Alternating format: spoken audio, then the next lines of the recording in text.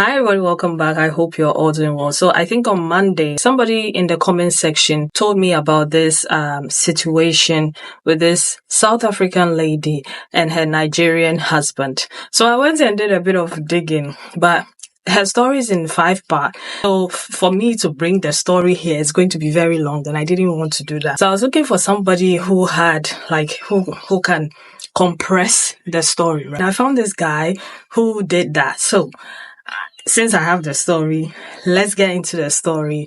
And then in maybe 2 to 3 hours time, I'll post the reactions from people and how people responded to her story, if you know what I mean, okay? So without wasting your time, let's get into the story. Now, I was actually not going to cover the Dr. Celiwe Dada story simply because of how nuanced it is and the fact that the audience was not really grasping the underlying issues here and instead choosing to bully her, but the husband has since posted, his side of the story, so let's get into it. But this is going to be a very summarized version for those of you who do not know what really happened. So if you want to watch the whole thing, then I would suggest that you go to Celiwe's TikTok page where you can watch the 5-part series. So Celiwe met her husband in 2015 at church, and she says that she was immediately attracted to him, while he, on the other hand, refused to give her a lift from church to res. But yeah, they met in 2015 and started going on a few dates. They asked the church for blessings to date and to get married. Now, there were a few pastors that had reservations about, her dating him. But they went through a 6-month church program that prepares you for marriage, and they ended up getting married the following year. Now, when they met, she was still a medical student, and by the time they got married, she was a medical doctor by profession. And he, on the other hand, owned a barber shop at Alwell North. And they have 3 beautiful children together. Now, the reason why she has been trending, for those of you who've been too lazy to catch up, is because when she got, a driving license in 2019, she decided, because she and her husband did not have that many financial obligations, to buy her as well as her husband a new Mercedes GLE. Now, it was a car that they were both going to use because, again, she has never driven before. In fact, before collection, she actually called Mercedes-Benz to ask them to include her husband in the congratulatory sign that they put there. Now, when they met, the husband had this car, which is a Chev, and they basically sold it to get the GLE. So the car was obviously in Celiwe's name. She was paying 12,000 for the installment and 3,000 rand for the insurance because, the license was still new. And she was obviously the one that was footing the bill, and he had no financial contribution whatsoever. Anyway, they get this car in 2019 and they move to Lady Grey in the Eastern Cape so that Celiwe can do her internship, and he opens up the barber shop in Alwell North, which is like 40 minutes to and 40 minutes back from Lady Grey, which was like 100 kilometers per day. And he was traveling and going to this barber shop on a daily basis, driving this car from 2019 up until 2021 when he got into a car accident. So the day before the accident, he decided to get physical with her.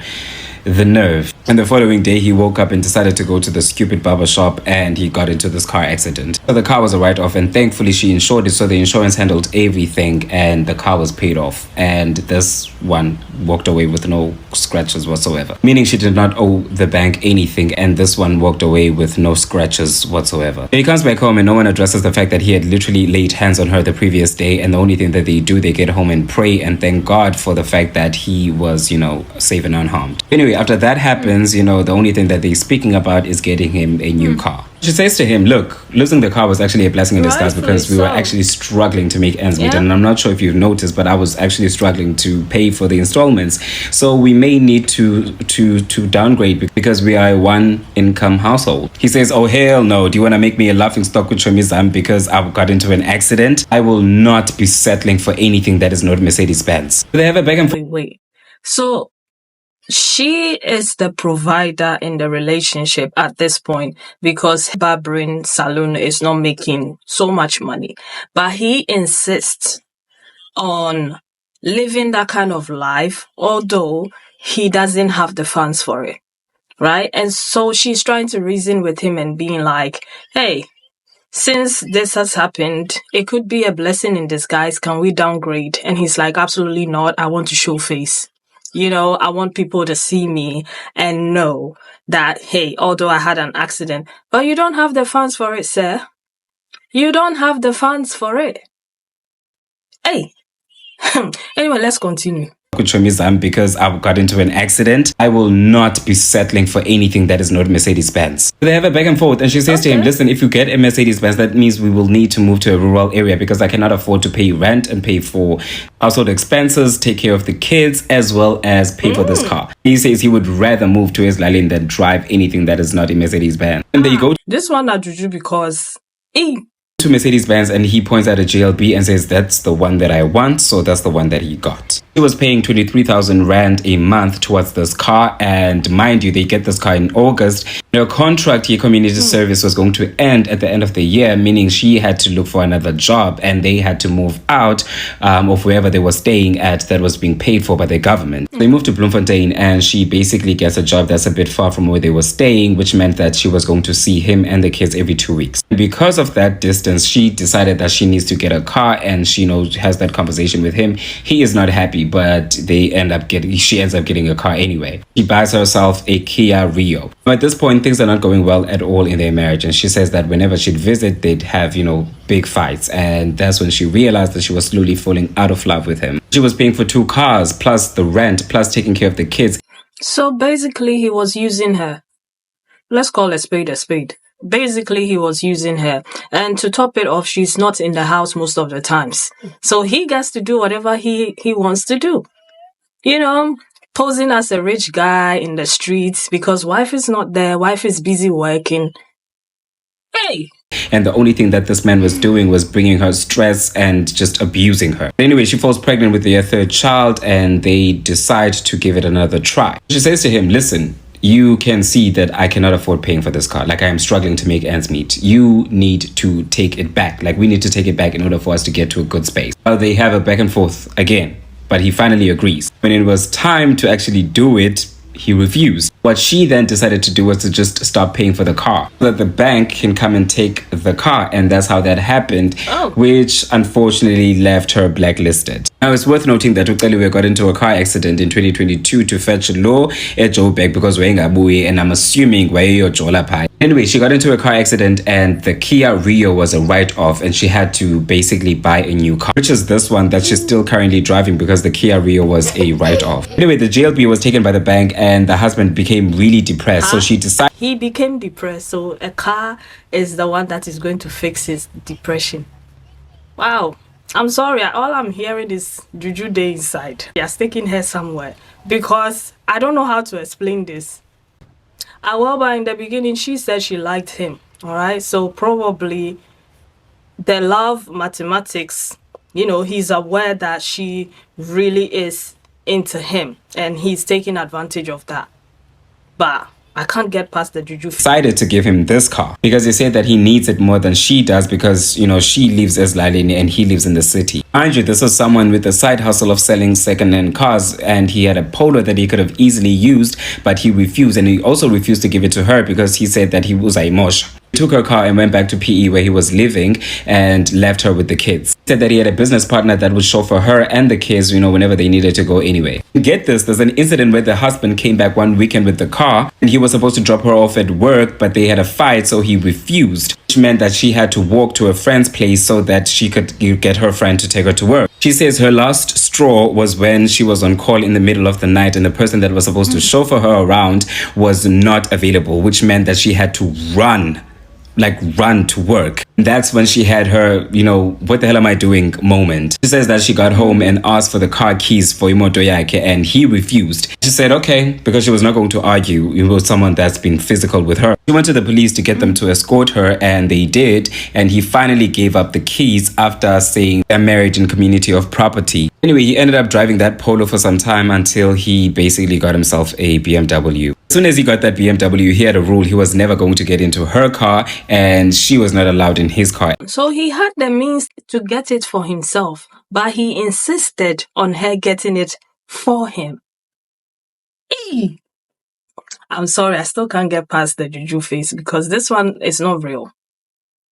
It's not real. But then again, people do fall in love, okay? People do fall in love. People do crazy things when they are in love. They can't see anything else. It happens to a lot of women. Or she wanted this marriage so bad to work, so you took advantage of it. Again, wow. Anyway, let's continue. As well. If they were going anywhere together, they had to travel separately. With all that in mind, who do you think walked away from this marriage? This man right here, because amadoda ayazithanda and they will always choose themselves. So his final story is when he had to go to Joburg to do a course. He flew and hired a truck to carry his car to Joburg. The car finally arrives and he drives around there and the cops stop him and they tell him that he has fines that he needs to pay. He calls her for some money, which is like 2,000 rand. And she refuses because he comes back from Joburg and she wants to address the fact that, but I'm not going to be, financing your extravagant lifestyle. And he says, what? What? Yeah, that's it. I am done. You go and live your life. I am done out here. Waphuma kanjalo ubhuti kusisi. So today he posted on his TikTok page that, she is the one that was actually cheating on him, that was actually lying about this whole thing. And I don't believe him. But if you want to go to his page and entertain him, be my guest. But what I do, however, believe is the fact that this lady had a vision for herself. Like she wanted to get married to a handsome man, according to her standards and, her Facebook post. She wanted to get married to a handsome man that had, the same values that she had.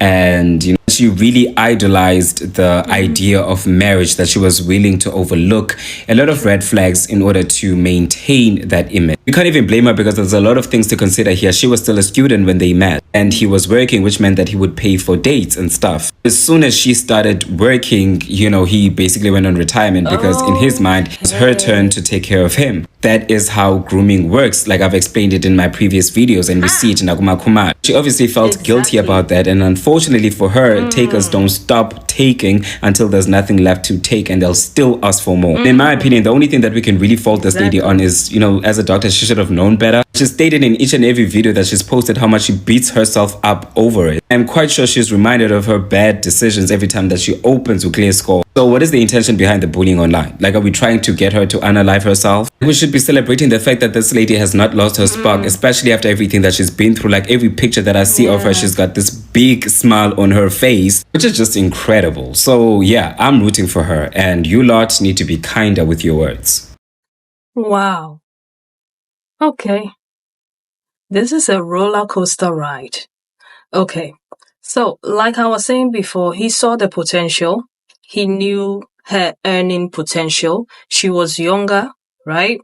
And he knew he could shape her, mold her. What's the word again? Groom her. He did that to his advantage, right? He used the little he had, be flashy for her to believe that he's that kind of a dude, right? And then when they got married, she became the goose. The one that laid golden eggs every single day. Yeah. And so she is responsible for funding the lifestyle now. But as soon as he was able to stand on his own 2 feet, what did he do? Bye. I'm gone. So he used her. I'm sorry, that's what the story is telling me. That's how I'm narrating it. I could be wrong, so you leave your own thoughts and opinions in the comments. That's what I'm getting from this situation, right? So he used her for as long as he could. Take the golden eggs from her. So the moment she said, no, I'm not doing this anymore, he got angry and he left. Wonderful. I'm so glad that she came out to share her story. I think in yesterday's video, I was talking about how I'm so proud of ladies who come out and share their story. I mean, it's hard to come out in front of millions of people.